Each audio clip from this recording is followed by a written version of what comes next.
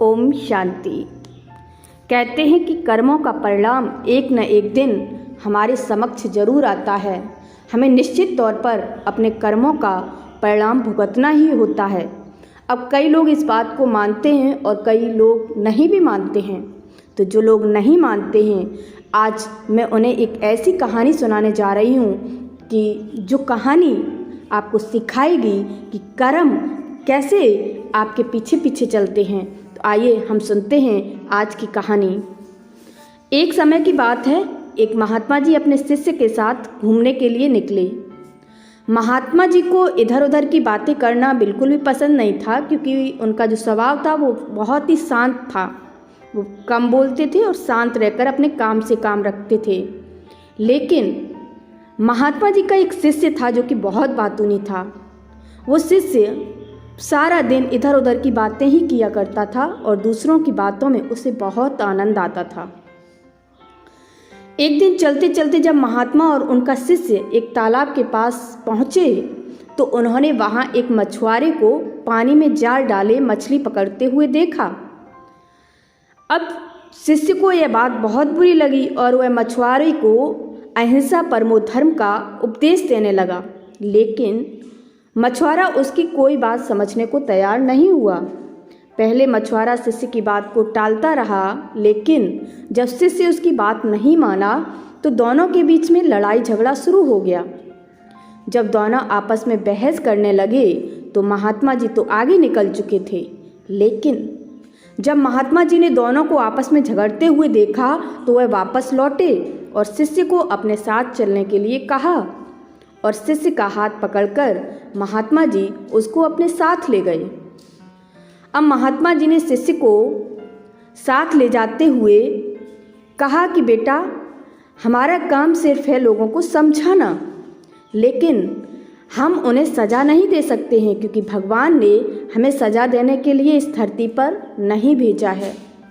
शिष्य ने कहा, गुरुजी, हमारे राजा को इस तरह के लोगों के बारे में पता है, तो इस तरह के जो लोग बुरे कार्य कर रहे हैं उनको राजा दंडित क्यों नहीं कर रहा है, और अगर राजा नहीं करेगा तो फिर इन्हें दंडित कौन कर सकता है। तो शिष्य की बात को सुनकर महात्मा जी ने कहा कि बेटा, तुम परेशान मत हो, इनको सजा देने वाली भी एक अलौकिक शक्ति इस दुनिया में मौजूद है जो सब कुछ जानती है। भगवान की नज़र सबके ऊपर है और वह सबके कर्मों का हिसाब रखते हैं, इसलिए तुम अभी हमारे साथ चलो, तुम्हारा उससे झगड़ा करने का कोई फायदा नहीं है। शिष्य गुरुजी की बात सुनकर संतुष्ट हो गया और उनके साथ चल दिया। अब इस बात को बीते हुए 2 वर्ष का समय हो चुका था। एक दिन महात्मा जी और उनका शिष्य फिर उसी नदी के पास से गुजर रहे थे, तो शिष्य भी 2 साल पहले उस मछुआरे के साथ घटित हुई घटना को भूल चुका था।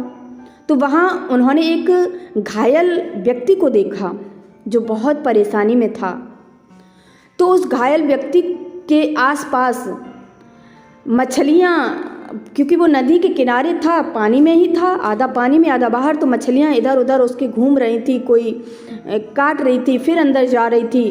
तो इस तरीके से जब उस शिष्य ने देखा तो उसको दया आ गई, करुणा आ गई और उसने उस व्यक्ति की मदद करने के लिए अपने गुरुजी से कहा। तो गुरुजी ने उसको रोक दिया मदद करने से।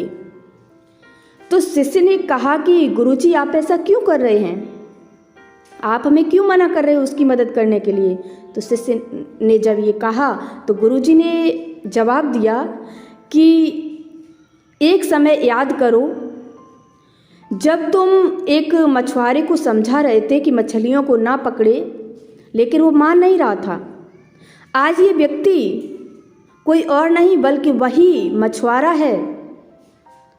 अब इसको अपने कर्मों का भोग भोगने दो। अगर आज इसने ये कर्मों का भोग नहीं भोगा तो ये फिर से भोगने के लिए इस दुनिया में आएगा, इसलिए इसको भोगने दो। तुम मदद नहीं कर सकते हो, क्योंकि ये वही मछुआरा है जिसने इन मछलियों को पकड़ा था और ये वही मछलियां हैं जो आज इसके इर्द गिर्द घूम करके, इसको काट करके, इसको परेशान करते हुए अपना बदला चुका रही हैं।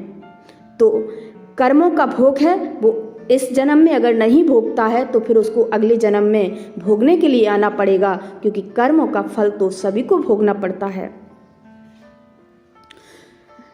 तो वह मछलियाँ जो अपना बदला ले रही थीं, जब उसने ये बात सुनी तो वो शांत हो गया, चुपचाप से खड़ा हो गया और वो हैरान सा हो गया, क्योंकि उसने महात्मा जी से पूछा कि गुरुजी, ये तो बड़ा अजीब सा न्याय है।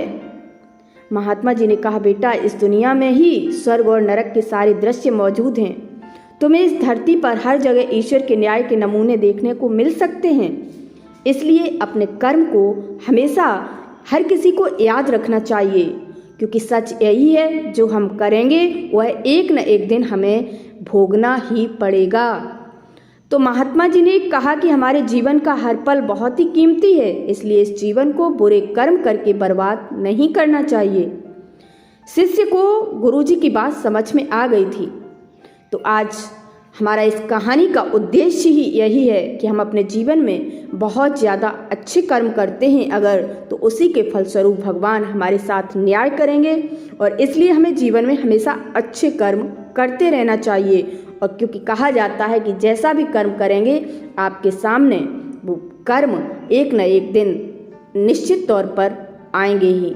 तो अच्छे कर्म करें और सत्कर्म करते हुए सद्मार्ग पर आगे बढ़ें।